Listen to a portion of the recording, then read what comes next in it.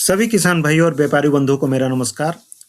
आज है 13 फरवरी, आप देख रहे हैं कमोडिटी समीक्षा, आपका अपना चैनल। कैसे हैं आप लोग? आज के इस वीडियो में हम हमेशा की तरह चर्चा करने वाले हैं डिफरेंट एग्री कमोडिटीज़ के ट्रेड पे और जिस हिसाब से मार्केट में अभी मूवमेंट हो रहा है, काफ़ी ज़्यादा उथल-पुथल देखने के लिए मिल रही है, चाहे वो मसाले हो, चाहे ग्वार हो, चाहे दलहन हो, तिलहन हो।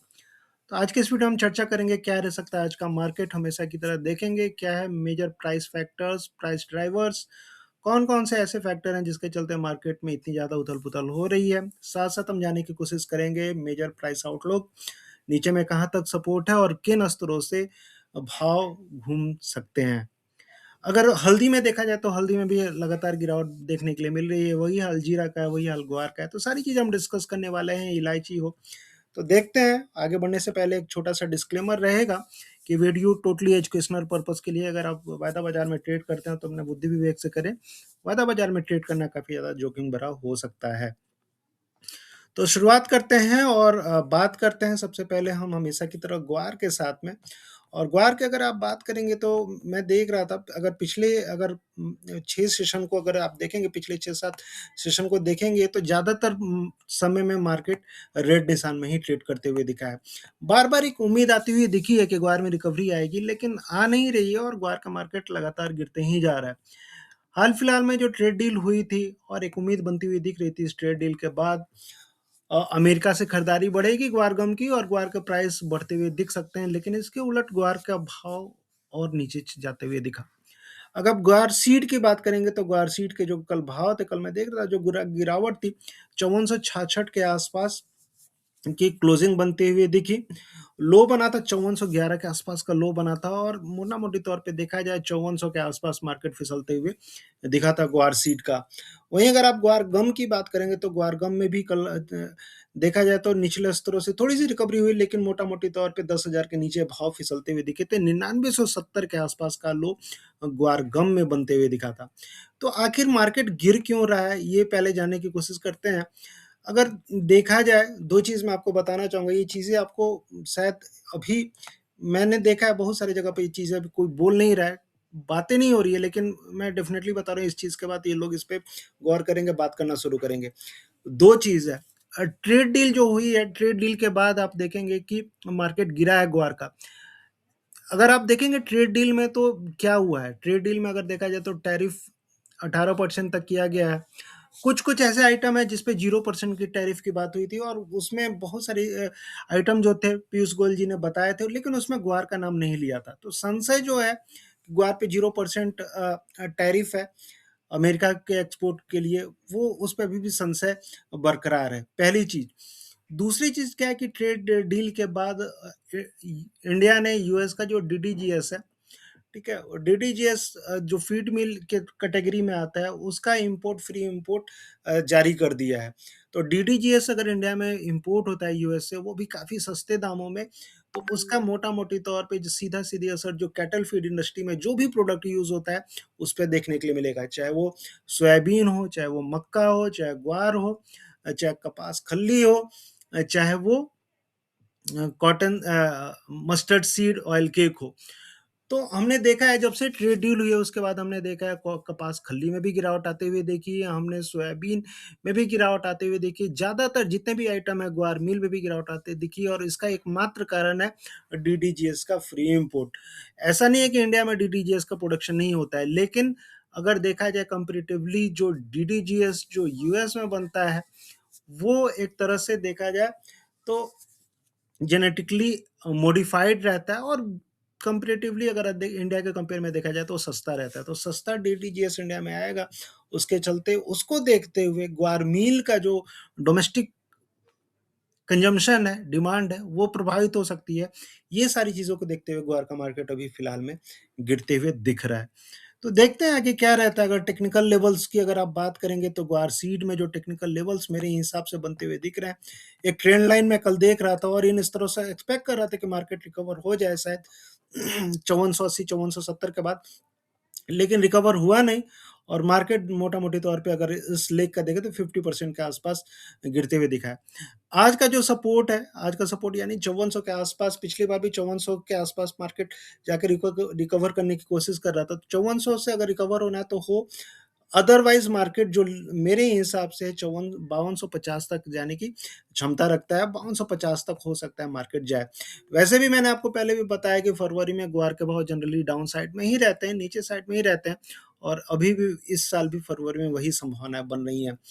आगे चल के मार्च-अप्रैल में हो सकता है ग्वार का मार्केट तेज़ हो, लेकिन फिलहाल के लिए ग्वार का मार्केट आपको मंदा होते हुए दिख रहा है। हो सकता है नीचे में 5250 अगर ये 5400 का लेवल तोड़ता है तो 5250 के लिए आपको रेडी रहना चाहिए।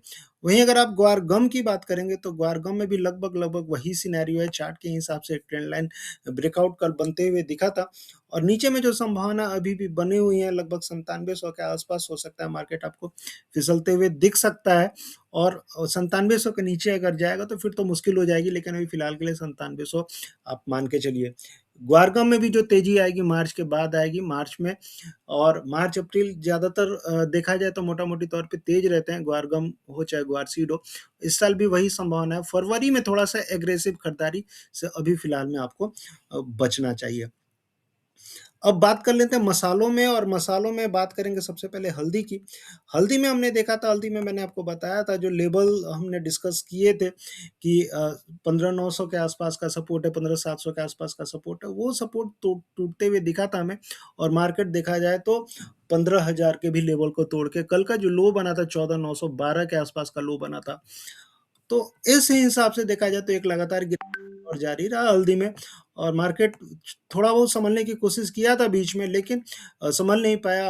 अगर देखा जाए तो फ्राइडे के बाद से ही मार्केट गिरते हुए दिखा और इस हफ्ते तो लगातार ज़्यादातर टाइम गिरावट ही देखने के लिए मिली है।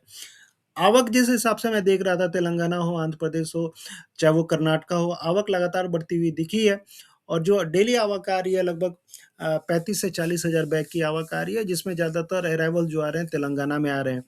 आवक पिछले साल के कंपेयर में ज़्यादा आ रही है और इसका असर हमें भाव पे पड़ते हुए दिख रहा है।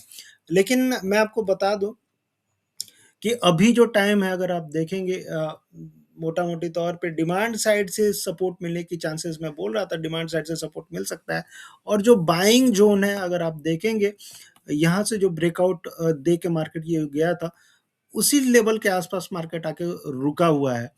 तो उसके नीचे भी खिसका है। अगर मान लीजिए मार्केट इन स्तरों से ऊपर निकलता है यानी 16,200 के ऊपर निकलता है, तो एक अच्छी खासी तेज़ी की संभावना आपको हल्दी में बनती हुई दिख सकती है। अभी मिडल ईस्ट में भी लगातार टेंशन बना हुआ है और यूएस और ईरान के बीच में जिस हिसाब से बातें हो रही हैं, लगातार अपने युद्धपोत देखा जाए तो अमेरिका लगातार ईरान के इर्द-गिर्द बैठाया जा रहा है, उसके चलते जो टेंशन है मिडल ईस्ट में लगातार बनी हुई है और मिडल ईस्ट में टेंशन का मतलब है कहीं न कहीं मसालों पे दबाव। मिडल ईस्ट ही ऐसा रीज़न है जहाँ से ज़्यादातर खरीदारी भारतीय मसालों की होती है। उसके चलते भी हमने देखा है चाहे वो हल्दी हो, जीरा हो, धनिया हो, इलायची हो, सब पे थोड़ा-सा दबाव पड़ते हुए दिखा है। लेकिन मैं उम्मीद करता हूँ कि बहुत जल्दी ही चीज़ें सुधरती हुई दिखेंगी और जो घरेलू डिमांड है, स्पेशली शादियों का सीज़न चल रहा है अभी, रमज़ान की खरीदारी है, ठीक है? फेस्टिव डिमांड खुद है इंडिया की, ये सारी चीज़ें कहीं न कहीं मसालों को सपोर्ट करेंगी और भाव भाव बहुत जल्दी ही आपको सपोर्ट लेते हुए दिख सकते हैं। अगर आप टेक्निकल हिसाब से देखेंगे तो 50% का रिट्रेसमेंट इस लेग का बनते हुए दिखा है और 50% के रिट्रेसमेंट के बाद जिस हिसाब से ये कैंडल बना है, एक तरह से इस कैंडल को आप रिवर्सल कैंडल आप बोल सकते हैं और अगर मान लीजिए अगर आज क्लोजिंग देता है मार्केट और पॉजिटिव क्लोजिंग मिल जाती है, तो एक कन्फर्मेशन हो जाएगा कि आगे चल के मार्केट कैसा रहेगा। आज की क्लोजिंग काफ़ी ज़्यादा इम्पोर्टेंट है, देखते हैं आज की क्लोजिंग, लेकिन अभी के लिए जो सपोर्ट है 14,900 का सपोर्ट है और ऊपर में मुझे लगता है कि जो बाउंस बैक होगा, हो सकता है यहाँ से अगर बाउंस बैक करे तो इन स्तरों तक लगभग-लगभग 16,400 16,500 तक आने की कोशिश करे। तो मोटा-मोटी तौर पे यहाँ से ₹1,000 तक का बाउंस बैक मुझे फ़िलहाल के लिए दिख रहा है। तो देखते हैं हल्दी में जो भी गिरावट है, अभी खरीदारी के मौके आपको बने हुए हैं, आपको खरीदारी करके चलना चाहिए। पहली चीज़, दूसरी चीज़ क्या है, अगर आप निज़ामाबाद मार्केट देखेंगे और वायदा बाज़ार देखेंगे, निज़ामाबाद मार्केट कहीं न कहीं 15,700 15,800 के आस-पास चल रहा है और उस हिसाब से अगर आप वायदा बाज़ार देखेंगे तो 300 साढ़े ₹300 डिस्काउंट में चल रहा है। तो वायदा बाज़ार जनरली प्रीमियम में चलता है, अभी डिस्काउंट में चल रहा है, तो इस हिसाब से भी मुझे लगता है कि वायदा बाज़ार में खरीदारी आपको आते हुए दिख सकती है। तो वायदा बाज़ार में मुझे लगता है हल्दी की में आज के सेशन के लिए खरीदारी रहेगी। जो भी गिरावट होती है खरीदारी के मौके आपको हल्दी के लिए बने हुए हैं। वहीं अगर आप जीरा की बात करेंगे, जीरा में भी मैं देख रहा था कल ट्रेंड लाइन सपोर्ट बनते हुए दिखा है। और जो मैं बार-बार आपको बोल रहा था, जो रेगुलर बेसिस पे मेरा वीडियो देखते हैं, मैंने बताया था 22,500 और वो लेवल लगभग आया कल 22,600 का लो बना के मार्केट रिकवर होने की कोशिश कर रहा था। टेक्निकल बेसिस पे भी देखेंगे तो ये बॉटम में एक ऐसा रिवर्सल कैंडल बना हुआ है। अगर ये इसका लो नहीं तोड़ता है मार्केट, तो एक अच्छी खासी रिकवरी आपको जीरा में आते हुए दिख सकती है और मार्केट फिर से हो सकता है आपको 25,300 तक जाते हुए दिखे। तो अब खरीदारी के मौके, जीरा में भी खरीदारी के मौके, हल्दी में भी खरीदारी के मौके, दोनों सेक्टर में आज के सेशन के लिए खरीदारी के मौके आपको बनते हुए दिख रहे हैं। जो सपोर्ट रहेगा जीरा में मेरे हिसाब से 22,500 का सपोर्ट रहेगा। ऊपर में एक बार मार्केट 24,000 जाते हुए दिख रहा है। 24,000 का लेवल क्रॉस करता है तो फिर हो सकता है 25,300 तक मार्केट जाए। वहीं अगर आप धनिया की बात करेंगे तो धनिया में भी लगभग-लगभग वही scenario, trend line support daily chart पे बना हुआ है और इस हिसाब से मुझे लगता है कि धनिया का भी मार्केट आज अ, उप अपसाइड में ट्रेड लेते हुए दिख सकता है। देखा जाए मोटा-मोटी तौर पे तो डिमांड तो घरेलू डिमांड तो निकल के आ ही रही है और धनिया में हमें एक लगातार एक गिरावट का दौर देखा है, तो हो सकता है कि मार्केट रिकवर होके यहाँ से एक बार आपको अ, 11,500 से लेके 11,800 तक जाने की कोशिश करे। तो मोटा-मोटी तौर पे धनिया हो, जीरा हो, हल्दी हो, तीनों में आज के सेशन के लिए खरीदारी के मौके आपको बनते हुए दिख रहे हैं। वहीं अगर आप कैस्टर सीड की बात करेंगे तो कैस्टर सीड में आपको याद होगा, मैंने आपको बताया था यहाँ से मार्केट रिकवर होके इन स्तरों तक 6600 तक जा सकता है और कल का जो हाई जो रिसेंट हाई बना था 6526 का हाई बना, 6526 नहीं 6500, हाँ, 65 से 54 का हाई बना और वहाँ से मार्केट नीचे गिरते हुए दिख रहा है। तो अप साइड में एक ऐसा कैंडल आपको बनते हुए दिखा है, इसका मतलब ये गिरावट और जारी रह सकती है और नीचे में मार्केट हो सकता है कैस्टर सीड का 6300 तक आते हुए आपको दिखे। चाइना से खरीदारी कैस्टर ऑयल की कम होती हुई दिखी है। चाइना के जो हाल-फिलहाल में मैन्युफैक्चरिंग डेटा आए थे, उसमें दिखाया गया था कि इंडस्ट्रियल एक्टिविटीज़ चाइना में कम होती हुई दिखी है। जनवरी में जिसका असर आप देखेंगे, जो ज़्यादातर जो प्रोडक्ट है जो चाइना को जाते हैं, चाइना खरीदता है, उस पे गिरावट का दौर जारी है।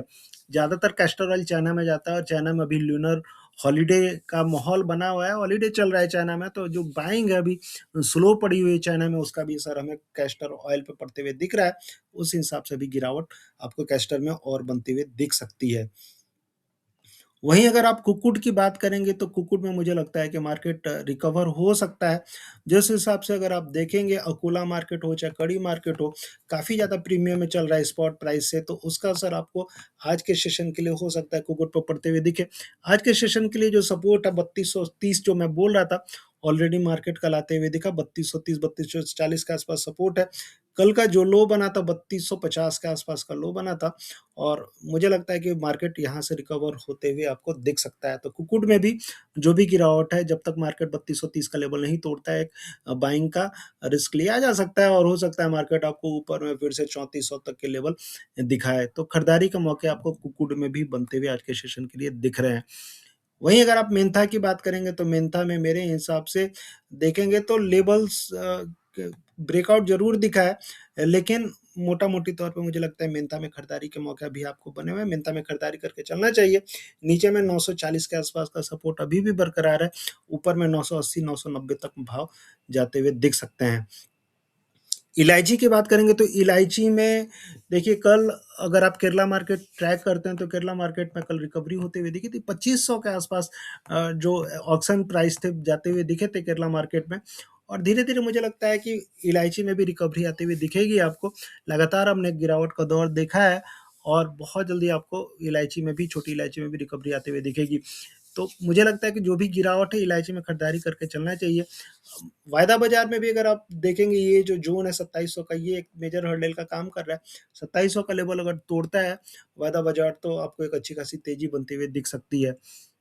अभी जो सिनेरियो बन रहा है थोड़ा-सा मिडल ईस्ट में जो टेंशन है उसके चलते थोड़ा-सा दबाव बना हुआ है मार्केट में, लेकिन बहुत जल्दी चीज़ें क्लियर होते हुए दिखेंगी और खरीदारी आपको निकलते हुए दिखेंगी। घरेलू डिमांड तो वैसे भी इलायची में बनी ही हुई है। बड़ी इलायची की बात करेंगे तो बड़ी इलायची लगातार टूटते हुए दिखी है और मुझे ऐसा लगता है कि एक बाउंस बैक छोटा-मोटा हो सकता है। लेकिन एक चीज़ है, अगर मार्केट लगातार टूटता है तो हो सकता है कि मार्केट अगर 1600 के नीचे लगातार सस्टेन करता है, ऑलरेडी 1600 के नीचे ग्वालियर मार्केट जा चुका है। अगर सस्टेन करता है, रिकवरी नहीं आती है तो ज़्यादा रिस्क नहीं लेना है, ठीक है? एक बाउंस बैक आपको होगा क्योंकि जो घरेलू डिमांड है, सीज़नल डिमांड है, इसके हिसाब से आपको एक बाउंस बैक होगा। लेकिन हो सकता है बहुत ज़्यादा जो हम एक्सपेक्ट कर रहे थे 1800 2000 के लेवल, हो सकता है वो लेवल शायद अभी फ़िलहाल के लिए ना आए। तो जो भी बाउंस बैक होगा आपको निकलने की कोशिश करनी चाहिए बड़ी इलायची में। बाकी देखते हैं जो लेवल्स रहेगा मैं आपको बताते रहूँगा। गैंगटॉक मार्केट में देख रहा था 1600 के आस-पास जो बोलियाँ लगी थी, 1600 के आस-पास कल ट्रेड हुआ था गैंगटॉक मार्केट। दिल्ली मार्केट भी देखेंगे तो 1630 1620 के आस-पास ट्रेड करते हुए बड़ी इलायची का दिख रहा है। देखते हैं जैसा लेवल रहेगा मैं आपको बताते रहूँगा। बाकी ज़्यादा जानकारी के लिए मैं आप डायरेक्टली मुझसे जुड़ सकते हैं। कोशिश यही रहती है ज़्यादा से ज़्यादा इन्फॉर्मेशन मैं आप लोग के तक पहुँचाऊँ। वहीं अगर आप अन्य कमोडिटी में देखेंगे, सोयाबीन का हाल देखेंगे तो सोयाबीन में एक अच्छी खासी गिरावट के बाद मार्केट रिकवर होने की कोशिश कर रहा था, लेकिन मुझे लगता है सोयाबीन में अभी और गिरावट रह सकती है। हाल-फिलहाल में जो यूएसडीए के डेटा आए थे उसमें हमने देखा था ग्लोबल मार्केट में सप्लाई काफ़ी ज़्यादा बढ़ती हुई दिखी है। जो भी ये खरीदारी आ रही है डोमेस्टिक सप्लाई कम होने की चलती आ रही है, लेकिन इसके साथ-साथ सोयाबीन का इम्पोर्ट भी लगातार बढ़ते हुए दिखा है। और जिस हिसाब से डीडीजीएस का इम्पोर्ट बढ़ेगा आगे चल के, तो उसको देखते हुए हो सकता है सोयाबीन का मार्केट और थोड़ा-सा आपको नीचे आते हुए दिखे। तो 5000 के आस-पास मुझे लगता है सोयाबीन आ सकता है। इन स्तरों पे फिर से खरीदारी के मौके बनेंगे, लेकिन अभी जो मार्केट चल रहा है, अभी फ़िलहाल के लिए इन स्तरों पे खरीदारी अभी आपको फ़िलहाल के लिए नहीं करनी चाहिए सोयाबीन में। सरसों का भी नया सीज़न स्टार्ट होने को है और सरसों की सप्लाई लगातार बढ़ेगी, उसका भी असर आपको सोयाबीन पे पड़ते हुए दिख सकता है। तो देखते हैं क्या रह सकता है मार्केट, बाकी मैं आपको चीज़ों को बताते रहूँगा। दलहन में मेजर फ़ोकस आगे चल के आपको जो सरकारी खरीदारी है उसके ऊपर रहेगा, चाहे वो तूर हो, चाहे वो चना हो। मुझे लगता है जो भी गिरावट अभी हो रही है, बहुत जल्दी आपको एक रिकवरी बनती हुई दिखेगी, तो आपको खरीदारी करते रहना चाहिए, चना हो चाहे तूर हो। तो आगे चल के काफ़ी अच्छी तेज़ी की संभावनाएँ चना और तूर में बनती हुई दिख रही हैं। तो मिलते हैं फिर नेक्स्ट वीडियो में ज़्यादा अपडेट्स के लिए। और जो भी भाई लोग, जो भी किसान मित्र, चाहे व्यापारी भाई लोग, जो भी लोग देखते हैं, रिक्वेस्ट यही है अगर पहली बार देख रहे हैं तो ज़्यादा से ज़्यादा लाइक तो करना ही चाहिए, सब्सक्राइब करिए चीज़ों को ऐसी इन्फॉर्मेशन के लिए और ज़्यादा से ज़्यादा अपने ग्रुप में फॉरवर्ड करिए। और जो लोग डिटेल रिसर्च चाहते हैं कि उनको मैं गाइड करूँ समय-समय पे, बताऊँ कहाँ से खरीदारी करनी है, क्या करनी है, तो वो डायरेक्टली इस नंबर से मुझसे जुड़ सकते हैं, सर्विस ले सकते हैं मेरी। तो आपको अगर ज़्यादा जानकारी चाहिए तो इस नंबर से आप जुड़िए, ठीक है? मैसेज करिए, खाली भाव पूछने के लिए मैसेज ना करें। अगर जुड़ना है तभी मैसेज करें, तभी आप कॉल करें। बाकी इस जान